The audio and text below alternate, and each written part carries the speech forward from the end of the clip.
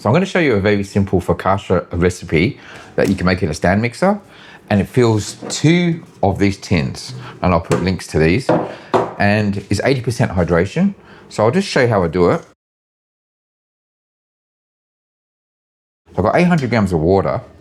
I'm going to put everything in there and just leave a little bit out, maybe that much. And then I've got 1 kilo of flour. So it's a very simple recipe. I'll put all that in.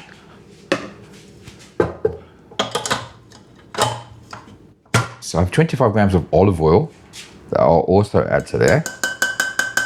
Now I've got my sourdough starter here. I fed it about 5 hours ago and it's literally tripled in size. And if you look at it, it's very active. You need 200 grams of this. Now you want to make sure it doesn't smell acidic. If it smells acidic, try and feed it again until you get a nice smell to it, like a fruity smell.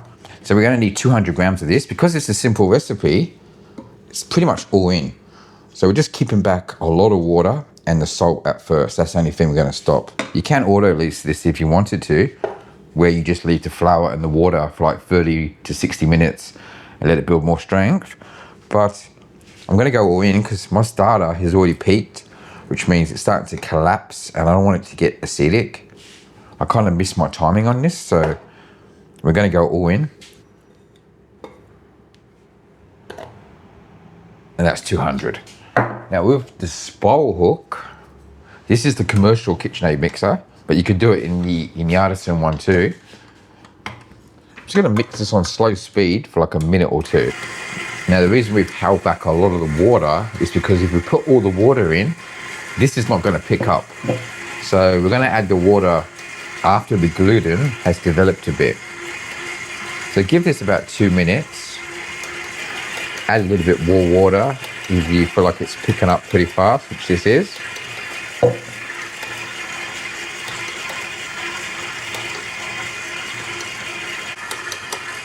And after about a minute, just make sure you scrape down the sides. So we'll take that out.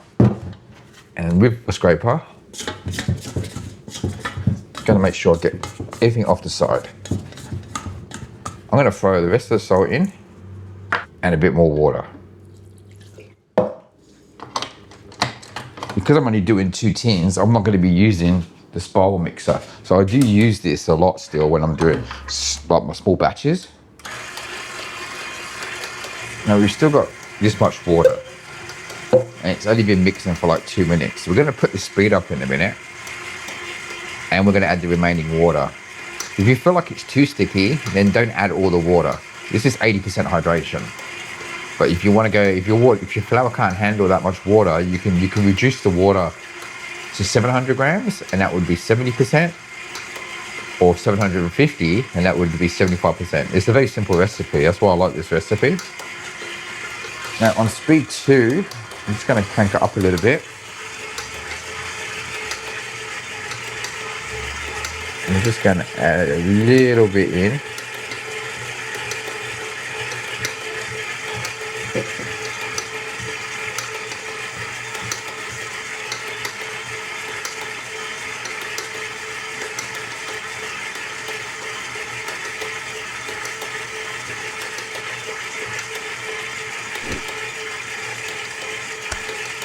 We want to mix this not too fast, because if you over mix it, it'll get too tight. We want the dough to be elasticy. We just want to get a nice smooth dough that pulls from the sides, and we can finish it with stretch and fold. So I always say never over mix, even in the spiral mixer, you never want to over mix. You always want to just get to about 80% and finish it by hand. And we don't want to mix this too fast. Nice, like slow and steady is enough. Help it here and there, just off the sides of the bowl. So just get in there towards the edge, because it will stick to the side sometimes, and just help it a bit.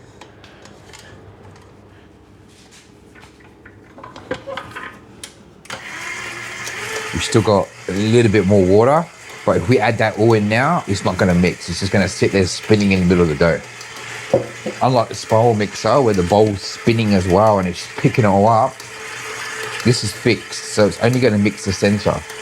You could crank up the speed, and go faster, but I feel like you just don't need to. Now after about 8 minutes, when it's completely picked up, add the rest of the water and increase it a little bit. Now this might make it a bit more stickier, but we want that water to pick it up. A little bit of water, it's gone sticky, but don't worry, we've got the gluten, so it will pick up. Now, it's still sticking a little bit, but I'm gonna pour it out. I don't wanna over mix this. We've got strength, but we're gonna finish this with stretch and fold. You could push this longer, but you got a chance of over mixing. It is pulling from the side. You could push it a little bit. I might give it a little bit until it's coming off the sides.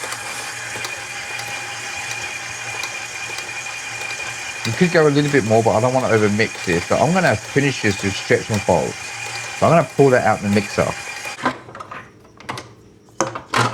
So I'll take this out.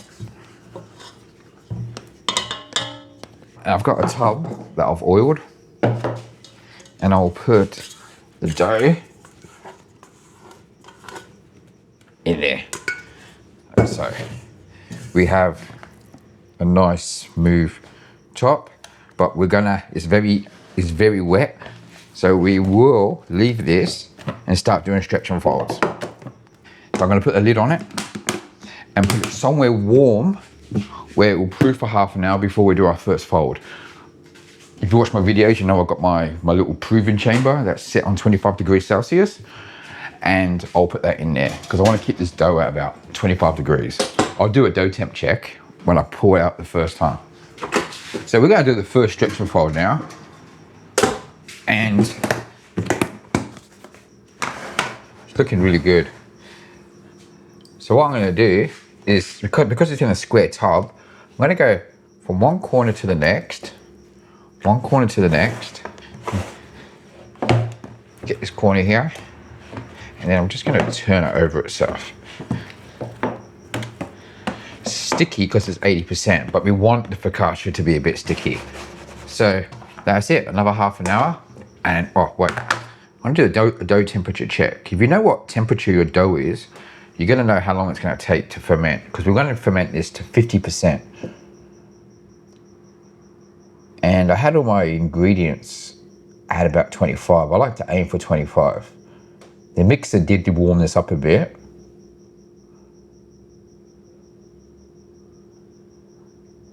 We're on 26.8, which is not a bad temperature, but it's a little bit higher than I like to be. But this should be, or 27, so this should be about a 4-hour ferment to get to 50%. Now, to measure the 50% growth, you can either mark the tub and then grow at 50% that way, or what I like to use is my Aliquot jar. And I don't know if it's called Aliquot, I always call it Aliquot. And I'll put the dough to 0 and then it will measure how much it ferments to. But you gotta make sure it's all at the same temperature. So I'll show you how I do it. If you've watched my videos, you know I use this thing a lot.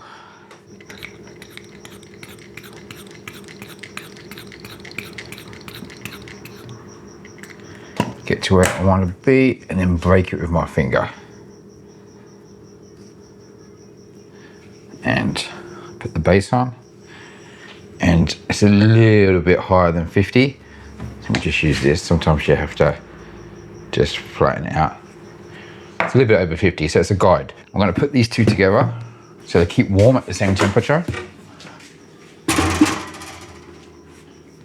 And we will come back in half an hour and do another stretch and fold. So this is the second stretch and fold. You'll notice it's got a curve happening, so we're getting strength.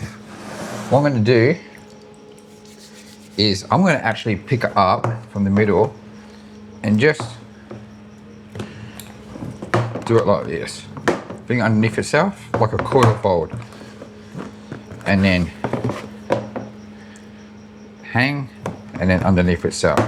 If you look at the dough, it's got a nice smooth top. We'll leave this half an hour. Maybe we only do 3 stretch and folds. We'll have a look at the dough. But yeah, we'll give that another half an hour and we'll do another fold. Stretch and fold number 3. And we're gonna look at the dough. Now, we've got bubbles, means we've got activity, we've got curvature. It's going good. We're just gonna do gentle curl folds. So I'll pick it up from here and just fold it under itself.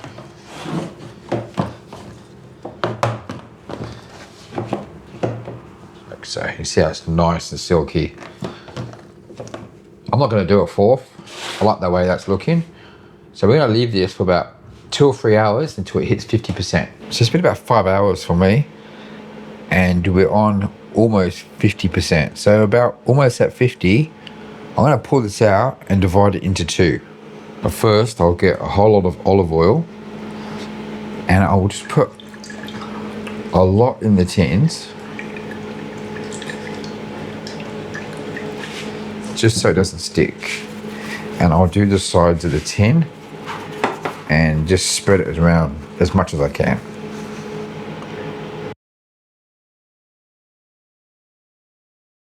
And then what I'm going to do is take out the tub, but I don't want to knock any air out of this. So I want to be gentle. And if you look at the dough, it's already looking really good. It's wobbly. Okay, so I'll wet my scraper too. Release it from the sides.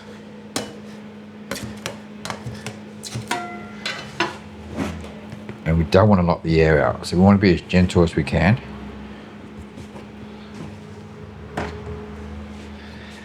And what I do, I get about the shape I want, and I'm just going to put the scraper down the middle. And that will be half, and that will be the other half. And just gently, just put the dough, not like that, but it'll be fine, because we're going to put it in the fridge. Put it in the tin. If you have to, just get underneath it. And place that in the tin too. Now don't go knocking it out just yet. Just put it like this. And we're going to put this in the fridge now, overnight, up to 24 hours. And so it doesn't dry out, I've got these tin lids that I'm going to put on top that I'll use to put in the fridge. And just like that, I have them both in the fridge. And I'll put the lid on this one too. And that's how they look. So we'll come back tomorrow and we will get them ready for when we bake. So it's been about 16 hours. And let me pull them out the fridge. Take these lids off. They've grown a little bit, but we're going to let them to room temperature and proof for another hour. So the microphone for some reason cut off, so I'm just going to talk over. I'll let these prove at room temperature for 1 to 2 hours. And I have my oven set to 220, and that is preheating while the dough proves up. I will put the dough in the prover so it keeps warm and proves up faster, and that's at 25 degrees Celsius. And then we'll push it down and decorate. So it's been about 2 hours, maybe 2.5 hours actually. And that's nice, you got bubbles on top and the oven is at temperature. So I'm gonna pull these out and we're gonna decorate them. And that's get a better shot. We've got bubbles on top. So what I'm gonna do, I'm gonna throw olive oil on top.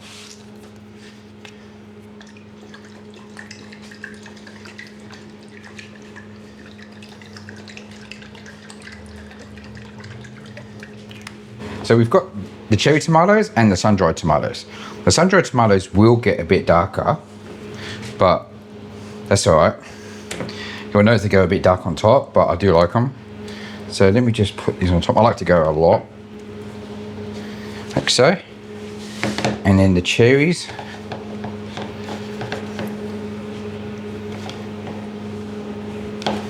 I'll push it down once I put all the ingredients on top.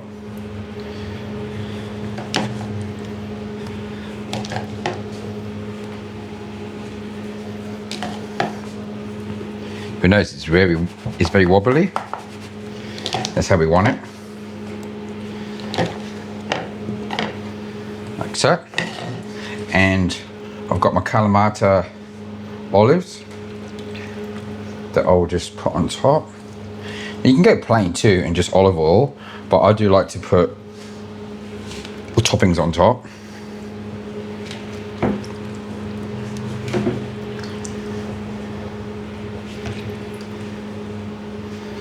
So now I've got some rosemary olives. I've got some rosemary leaves. And again, the microphone cut off, so I talk over again. So I'll just cover it over with the rosemary. And then I'll just put a little bit more olive oil on top. I love olive oil. So now I'm just gonna push down on the dough. Don't overdo it because you don't want to knock all the air out. Just push it down, go from the top, and then just go all the way down, and just so it's airy. And if you've got any excessive bubbles on top, just pop them because they will crack. And I'm going to put them in the oven now for 20 minutes on 220 degrees. And I add steam. I'm going to add a lot of steam because this oven, because it's only using the top deck, a lot of the steam is going to be wasted. So I'm going to overly spray the steam. In your home oven, you wouldn't have to spray that much, and you can use lava rocks and a stone. I'd recommend using a baking stone with lava rocks to get the steam. So after 25 minutes, we'll have a look how they look.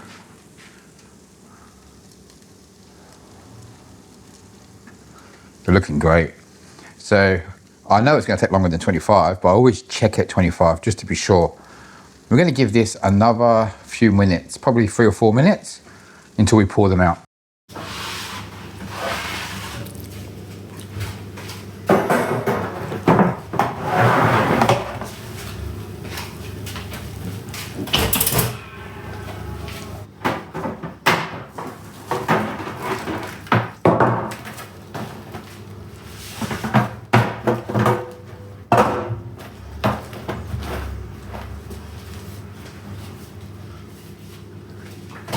So I've let it cool down, and now I'm going to cut it. I'm just going to cut it into pieces.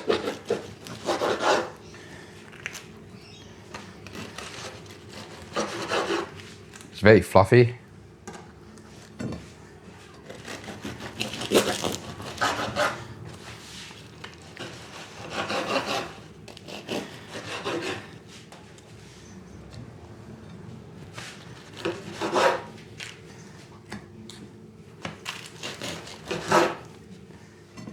And they're going to cut up so that's the cherry one. And this one will be the sun-dried tomato.